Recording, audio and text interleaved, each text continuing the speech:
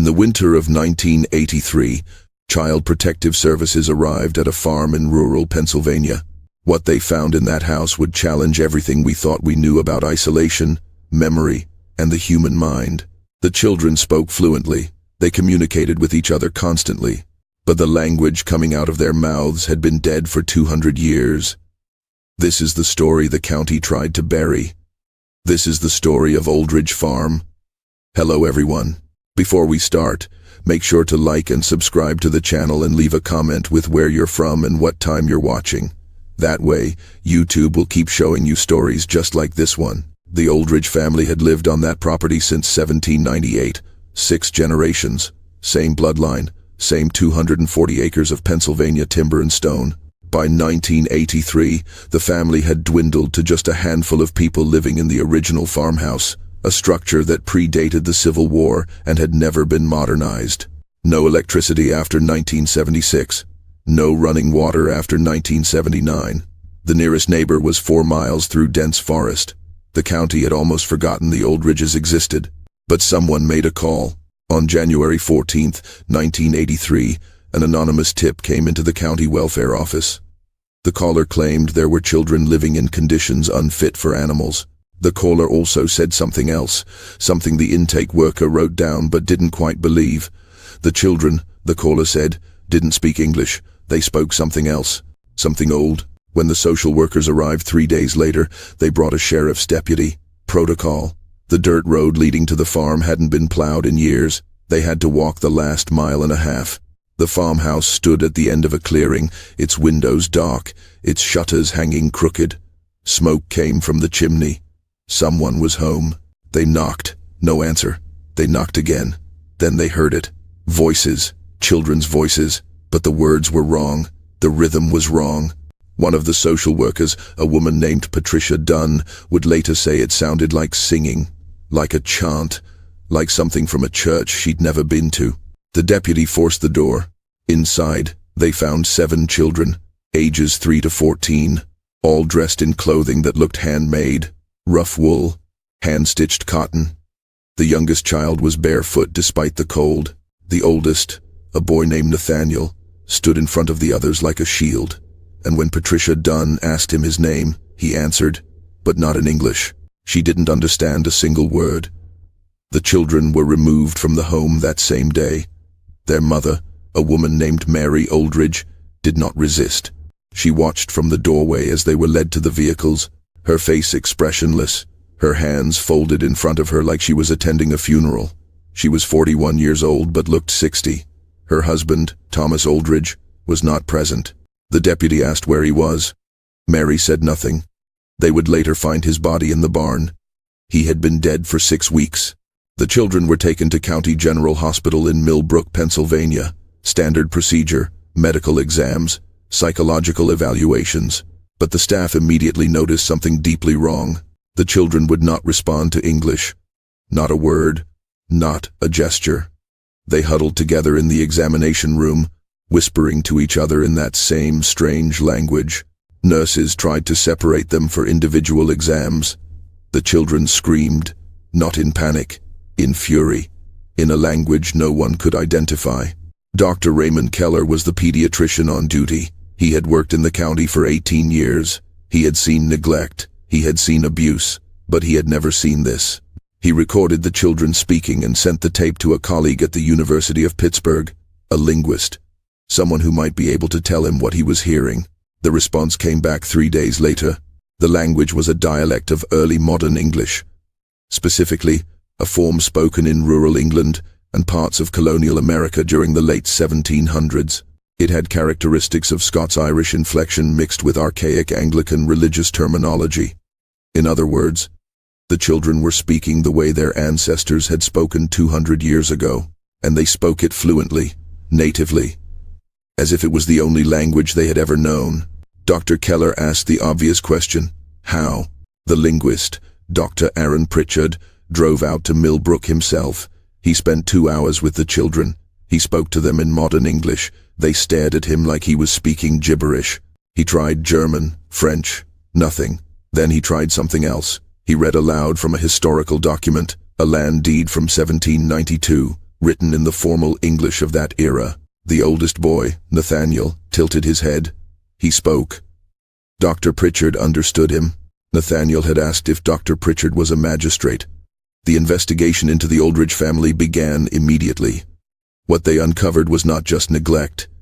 It was something far more deliberate, something that had been passed down, generation after generation, like a family disease. The Oldridges had intentionally isolated themselves for over a century. No public schooling, no outside contact, no marriages outside the family. County records showed that Mary Oldridge had been born Mary Oldridge, her mother had been an Oldridge, her grandmother had been an Oldridge. The family tree didn't branch, it looped back on itself, over and over. The genetic consequences were visible in the children. 3 of them had minor physical deformities, 2 had hearing problems, but their minds were sharp, too sharp. They had been taught, rigorously, just not in any way the modern world would recognize. When investigators searched the farmhouse, they found the library, an entire room filled with books, hundreds of them, but none published after 1820. Bibles from the 1700s, agricultural manuals from the early 1800s, religious texts, medical guides that recommended bloodletting and mercury treatments, and journals. Dozens of handwritten journals, the oldest dated back to 1803. The journals revealed the family's philosophy, their mission. It had started with the first American Oldridge, a man named Jeremiah. He had come to Pennsylvania in 1796, fleeing what he called the corruption of the new century. He believed the modern world was diseased, that progress was a lie, that the only way to preserve the soul was to preserve the past. So he created a sanctuary, a place where time would stop, where his descendants would live exactly as he lived, speak exactly as he spoke, believe exactly as he believed. And it worked. For 6 generations, the Oldridges had maintained this bubble. They taught their children from the old books. They spoke only the old language. They preserved the old ways of farming, cooking, building, praying. The outside world changed. Wars happened. Technology exploded. Culture shifted. But inside that farmhouse, it was still 1798. The children had never seen a television. They had never heard a radio. They didn't know what a car was. When a nurse showed one of the younger girls a photograph, the child screamed and called it witchcraft. Dr. Pritchard spent weeks with the children, trying to bridge the gap. He learned their language. He translated for the social workers. And slowly, the children began to trust him. Slowly, they began to tell him what life had been like on the farm. What he heard made him stop sleeping. The children described a world built entirely on fear. Fear of the outside. Fear of contamination. Fear of God's wrath. They had been taught that beyond the farm lay a fallen world, a place of demons and sickness and sin. Thomas Oldridge, their father, had told them that if they ever left the property, their souls would rot, that the air itself beyond the tree line was poisonous, that strangers spoke the language of the devil. They believed him. The children had never left the farm, not once. The oldest, Nathaniel, had been born in that house 14 years earlier and had never walked beyond the clearing. Their education consisted of Bible recitation, agricultural labor, and the memorization of family texts. They could recite entire chapters of scripture in archaic English. They could butcher a pig and tan a hide, but they could not read a modern sentence. They could not understand a calendar. When Dr. Pritchard told them the year was 1983, they did not comprehend the number. Discipline had been absolute. The journals described a system of punishment passed down through generations. Disobedience was met with isolation. A child who questioned the family teachings would be locked in the root cellar for days. A child who attempted to leave the property, even to explore the woods, would be tied to a post in the barn and left there overnight. The journals called this correction. They called it love. But the most disturbing discovery came from the youngest children. The 3-year-old girl, named Abigail, had never spoken to an adult outside the family. She had never been held by anyone but her mother and siblings. When a nurse tried to comfort her, Abigail bit her, hard, drew blood, then she whispered something in that ancient language. Dr. Pritchard translated it later. She had called the nurse a demon. The psychologists brought in to evaluate the children struggled to find a framework. This was not simple abuse. This was cultural isolation so complete that the children's entire understanding of reality had been shaped by a worldview from 2 centuries ago. They feared technology. They feared modern people. They believed, genuinely, that the world beyond the farm was hell itself. One of the evaluators, Dr. Linda Vasquez, wrote in her report that deprogramming these children might be impossible, that their minds had been so thoroughly shaped by the family's delusion that reintegration into modern society could cause complete psychological collapse. The state disagreed. The children were placed into foster care, separated, scattered across 3 counties. The theory was that separation would force adaptation, that without each other, they would have no choice but to learn English, to join the modern world. It was a catastrophic mistake. Within 2 months, 3 of the children had attempted suicide. The youngest boy, only 5 years old, tried to hang himself with a bedsheet. A foster parent found him in time. He never spoke again, not in any language. The 10-year-old girl, Ruth, stopped eating. She would sit in the corner of her foster home, rocking back and forth, whispering prayers in that dead language until her voice gave out. She was hospitalized for malnutrition within 6 weeks. Nathaniel, the oldest, became violent. He attacked his foster father with a kitchen knife, screaming words no one could understand. He was placed in a juvenile psychiatric facility. The doctors tried everything: therapy, medication, isolation. Nothing worked. He would spend hours staring at the walls, his lips moving silently, as if reciting something from memory. When Dr. Pritchard visited him, Nathaniel grabbed his arm and begged him, in that ancient English, to take him home, to take him back to the farm. Dr. Pritchard asked him why. The boy's answer was chilling. He said they were all going to die out here, that God could not find them in this world, that the family had broken, and now the curse would come. The county scrambled to reverse course. By late 1983, the decision was made to reunite the children, to place them together in a group home with staff trained in trauma care. Dr. Pritchard was brought on as a consultant. He insisted the children needed continuity, familiarity. They needed to be allowed to speak their language while slowly, carefully, being introduced to the modern world. But the damage had been done. When the children were finally brought back together in November of 1983, they were different, quieter, hollowed out. They clung to each other, but the light in their eyes had dimmed. The youngest, Abigail, had stopped speaking entirely. Ruth had developed a nervous tic, pulling out her own hair in clumps. Nathaniel sat apart from the others, his face blank, his hands folded in his lap exactly the way his mother's had been the day they were taken. The staff tried to create a bridge. They hired a tutor who worked with Dr. Pritchard to teach the children modern English while respecting their native tongue. Progress was slow, painful. Some of the children learned basic phrases, others refused. The trauma of separation had taught them that the outside world was exactly what their father had said it was: a place of cruelty, a place of demons. If you're still watching, you're already braver than most. Tell us in the comments, what would you have done if this was your bloodline? Mary Oldridge was never charged with a crime. The county attorney reviewed the case and determined that while the conditions were abusive by modern standards, Mary herself had been a victim. She had been born into the same system, raised in the same isolation. She knew nothing else. Charging her, they decided, would be like charging someone for being born into a cult. She was released after a psychiatric evaluation and vanished. Some say she returned to the farm. Others say she walked into the woods and never came back. No one knows for certain. The farm itself was seized by the county for unpaid taxes. In 1984, they attempted to auction it off. No one bid. The property had a reputation by then. The locals called it cursed. There were stories.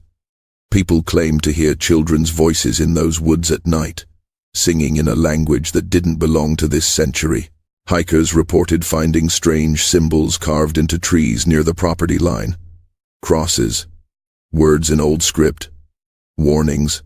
The farmhouse burned down in 1987. The fire department listed it as accidental, but there was no electricity on the property, no gas lines, nothing that could have sparked a blaze. The fire started in the library, the room with all the journals. By the time firefighters arrived, there was nothing left but ash and stone. Every book, every journal, every piece of evidence that explained how the Oldridge family had maintained their isolation for so long gone. Dr. Pritchard kept copies of some of the journals. He spent years studying them, trying to understand the psychology behind what had happened. He published a paper in 1989 titled Temporal Isolation and Linguistic Preservation in Extremist Family Systems. It was largely ignored by the academic community. Too disturbing, too strange. But in that paper, he made an argument that still haunts anyone who reads it. He argued that the Oldridge children were not mentally ill. They were not damaged by some genetic defect or neurological disorder. They were perfectly sane. Their minds had simply been shaped by a reality that no longer existed. And in removing them from that reality, in forcing them into a world they had been taught to fear, the state had done something worse than neglect. It had committed a kind of murder, not of their bodies, but of their souls. By 1990, most of the Oldridge children had been institutionalized. The trauma of integration had been too much. Ruth died in a psychiatric hospital in 1992. The cause of death was listed as heart failure, but she was only 19 years old. Nathaniel disappeared from state records in 1994. Some say he ran away. Others believe he found his way back to those woods, back to the only home his mind could accept. Only 2 of the children successfully adapted, a boy named Samuel and a girl named Esther. They learned English. They attended school. They built lives in the modern world. But neither of them ever spoke about the farm, not to therapists, not to friends, not to anyone. Dr. Pritchard tried to contact them in the early 2000s. Both refused to meet with him. The silence, he said, was louder than anything they could have told him. The Oldridge case was quietly sealed by the county in 1995. The official reason was to protect the privacy of the surviving children. But those who worked on the case believed it was something else. Embarrassment. Shame. The state had taken children from a bad situation and made it worse. They had separated siblings who depended on each other for survival. They had forced a language and a world onto minds that could not accept it. And children had died because of it. Dr. Pritchard continued his research until his death in 2009. In his final years, he became obsessed with a single question: were the Oldridge children better off? If the state had never intervened, if the children had been left on that farm, would they have lived longer, happier? He could never answer it, but in his private notes, found after his death, he wrote something that still chills anyone who reads it. He wrote that the Oldridge children were the last speakers of a dead language, that when they died, something that had survived for 200 years died with them, a way of thinking, a way of seeing the world. And maybe, he wrote, that was not progress. Maybe that was extinction. In 2016, a journalist named Michael Crane tried to track down the surviving Oldridge children. He found Samuel living in Ohio under a different name. Samuel agreed to meet, but only once. They sat in a diner for 20 minutes. Michael asked him about the farm, about his childhood, about the language. Samuel stared at him for a long time. Then he said something in perfect, modern English. He said, "We were happy there. We didn't know we were supposed to be saved." Then he stood up and walked out. Michael never saw him again. Esther was harder to find. She had married, changed her name twice, built a life far away from Pennsylvania. When Michael finally tracked her down, she refused to speak to him, but she sent him a letter, 1 page, handwritten. It said that the farm was not evil, that her father was not a monster, that the world had misunderstood what they were. She said the family had been trying to preserve something sacred, something the modern world had lost. And in destroying it, in scattering them, the state had committed the real crime. The letter ended with a single sentence, written not in English, but in that old language, the language of her childhood. Michael had it translated. It said, "We are the last, and when we are gone, no one will remember how to speak to God the way we did." The Oldridge Farm still stands as an empty plot in rural Pennsylvania. The foundation of the old house is still there, hidden beneath weeds and saplings. Locals avoid it. There are no tours, no historical markers.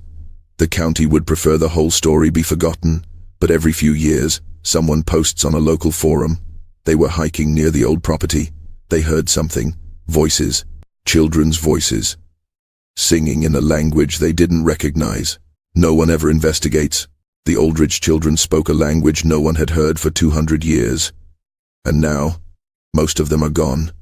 The language is dead again. The family is scattered or buried. But the question remains. The question Dr. Pritchard could never answer. The question that keeps people awake at night when they hear this story. Were they rescued? Or were they destroyed? You decide.